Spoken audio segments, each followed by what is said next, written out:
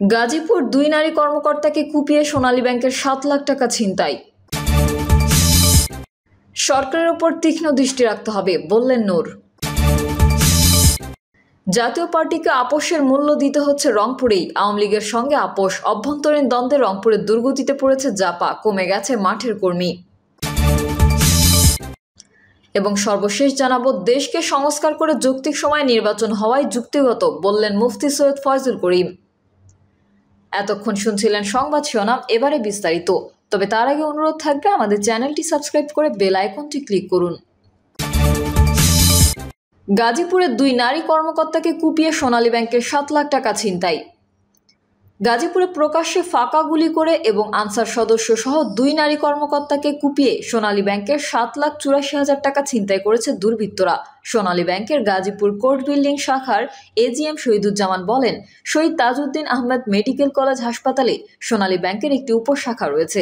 সেখানে কর্মকর্তা কর্মচারীদের বেতন ভাতা সহ প্রতিষ্ঠান সংশ্লিষ্ট অন্যান্য লেনদেন করা হয়। রোববার সারাদিন লেনদেন শেষে বিকেলে অটোরিকশা যোগে আনসার ও অফিসাররা টাকা নিয়ে মূল শাখায় ফিরছিলেন। পথে স্টেডিয়ামের সামনে রাজবাড়ী সড়কের ডিভাইডারে মোটরসাইকেল আরোহী 10-12 জন যুবক ফাঁকা গুলি ছুড়ে তাদের গতিরোধ করে। পরে দুই কর্মকর্তা ও আনসারদের কুপিয়ে আহত করে 7,08,374 টাকা ছিনতাই করে নিয়ে যায়। আহতদের উদ্ধার করে গাজীপুর শহীদ তাজউদ্দিন আহমেদ মেডিকেল কলেজ হাসপাতালে নেওয়া হয়। গাজীপুর মেট্রোপলিটন পুলিশের সদর থানার ভারপ্রাপ্ত কর্মকর্তা মোহাম্মদ রাহিদুল ইসলাম বলেন, সোনালী ব্যাংকের টাকা ছিনিয়ে নেওয়ার ঘটনাটির তদন্ত অত্যন্ত গুরুত্বের শহরে দেখছি। পুলিশের ঊর্ধ্বতন কর্মকর্তারা ঘটনাস্থল পরিদর্শন করেছেন। সরকারের ওপর তীক্ষ্ণ দৃষ্টি রাখতে হবে বললেন নূর। অন্তর্বর্তীকালীন সরকারের ওপর তীক্ষ্ণ দৃষ্টি রাখতে হবে বলে মন্তব্য করে গণ অধিকার পরিষদের সভাপতি নুরুল হক নূর এবং বলেছেন, এই সরকারের সফলতা ব্যর্থতার উপর আমাদের আগামীর বাংলাদেশ, আমাদের পুরো জাতির ভবিষ্যৎ নির্ভর করছে। সুতরাং অন্যদের চেয়ে এই সরকারের কাজের সতর্কতা অবলম্বন করতে হবে এবং আমাদের প্রত্যেককে তাদের উপর তীক্ষ্ণ দৃষ্টি রাখতে হবে। কারণ তাদের কার্যক্রম সঠিক হচ্ছে কিনা, মানুষ উপকৃত হচ্ছে কিনা, মানুষের মধ্যে কোনো অসন্তোষ তৈরি হচ্ছে কিনা তা দেখতে হবে। তাই আমরা শিক্ষকদের এই যৌক্তিক দাবি মেনে নেওয়ার আহ্বান জানাই। বেতন কাঠামো, বেতন বৈষম্য দূর করার আহ্বান জানাই। নুরুল হক নূর বলেন, আমাদের আন্দোলনের কারণে সরকার আজকে গদিতে বসেছে। আমাদের ত্যাগ, আমাদের শ্রম, আমাদের নির্যাতন নিপীড়নের মাধ্যমে আজকে তারা উপদেষ্টা হয়েছে। আমরা রাজনৈতিক দল, রাজনৈতিকভাবে নির্বাচিত সরকারে আসতে চাই। অন্তর্বর্তীকালীন সরকার রাষ্ট্র সংস্কারের কিছু পদক্ষেপ নিয়ে দ্রুত সময়ের মধ্যে নির্বাচিত সরকারের কাছে ক্ষমতা হস্তান্তর করবে। এটা হচ্ছে তাদের কাজ। আমরা এখনো সরকারে যাইনি। অন্তর্বর্তীকালীন সরকারের সব ধরনের কাজে আমাদের সহযোগিতা থাকবে। ইতোমধ্যে আমি ফেসবুক, ইউটিউব সহ মূলধারার মিডিয়ায় সরকারের ব্যাপারে সমালোচনা করেছি। এটা করতে হবে, কারণ তাদের কোনো ভুল পদক্ষেপ মানুষের মধ্যে, পেশাজীবীদের মধ্যে যেন অসন্তোষ তৈরি না হয়, মানুষের মধ্যে যেন কোনো সংশয় তৈরি না হয়। তিনি বলেন, কিছুদিন আগে সচিবালয়ে আনসাররা আন্দোলন করেছিল। ছাত্র জনতা এসে পরে সেটা মোকাবেলা করেছিল। বিভিন্ন জায়গায় বিভিন্ন শ্রেণী পেশার মানুষ প্রতিদিন আন্দোলন করছে। তখন আমরা সবাইকে অনুরোধ করেছিলাম, আপনারা সরকারকে অন্তত 2-3 মাস সময় দিন। আপনাদের সব সময় সব রকম যৌক্তিক দাবি দেওয়া মেনে নেওয়া হবে। যে বৈষম্য নিরসনের জন্য আমরা আন্দোলন করেছি, এই পরিবর্তিত পরিস্থিতিতে এসে আমরা কোনো রকম বৈষম্য সমর্থন করি না, করব না।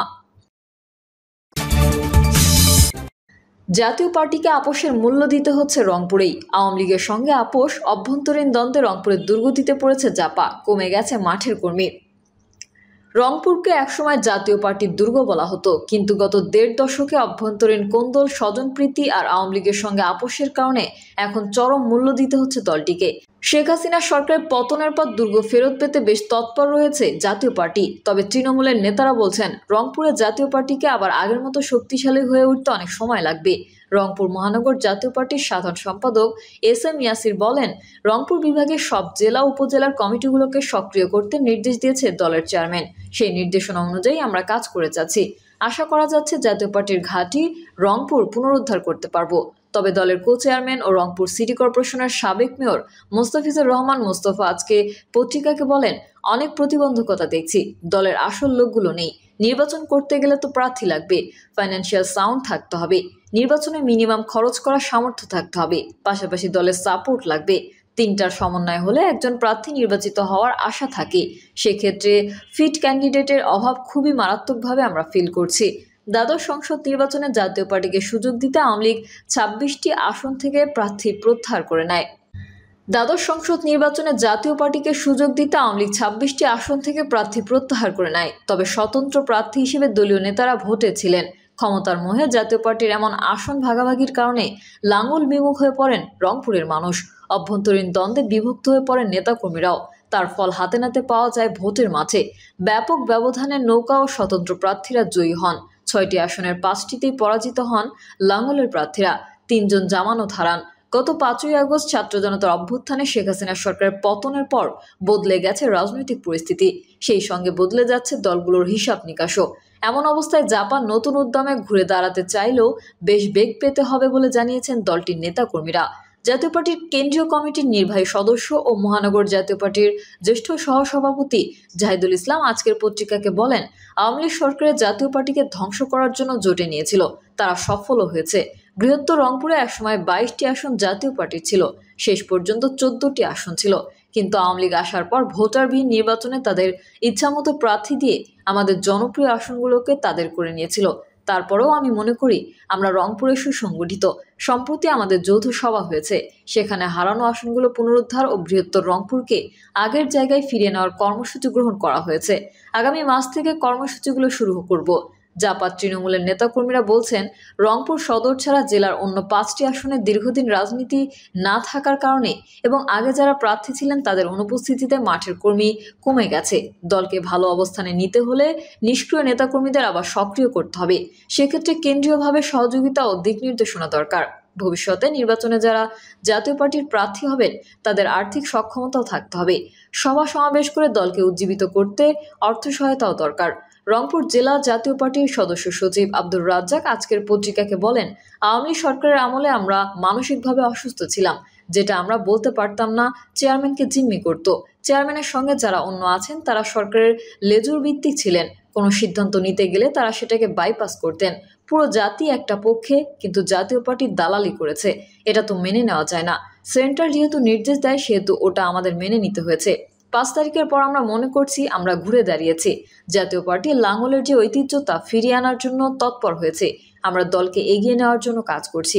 আর জাতীয় পার্টির কো চেয়ারম্যান ও রংপুর সিটির সাবেক মেয়র মোস্তাফিজুর রহমান মোস্তফা বলেন, রুট লেভেল পর্যন্ত যে প্ল্যাটফর্ম আছে সেগুলো সক্রিয় করার চেষ্টা করছি। রংপুর জেলা 6টি আসন ও বিভাগের 56টি আসন অর্গানাইজ করার চেষ্টা করছি। তিনি বলেন, জাতীয় পার্টির প্রতি মানুষ একেবারে মুখ ফিরিয়ে নেননি। এখনো ফেয়ার নির্বাচন হলে জাতীয় পার্টির প্রার্থী এখানে বিপুল ভোটের ব্যবধানে জয়ী হবেন। 6টি আসনের অন্তত 3টি জাতীয় পার্টি পাবে। তবে সাংগঠনিক ভিত্তিগুলোর প্রতিটিকে সক্রিয় করতে হবে। একদম ওয়ার্ড লেভেল থেকে শীর্ষ পর্যায় পর্যন্ত প্রতিটি স্তরে জাতীয় পার্টিকে আবার জাগ্রত করতে হবে। এই ক্ষেত্রে বেশ সময় লাগবে।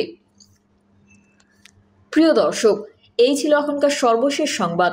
আপডেটের সংবাদ পেতে চ্যানেলটি সাবস্ক্রাইব করে বেল আইকনটি ক্লিক করুন। কমেন্টে আপনার মতামত জানিয়ে আমাদের সাথেই থাকুন। ধন্যবাদ সবাইকে। আল্লাহ হাফেজ।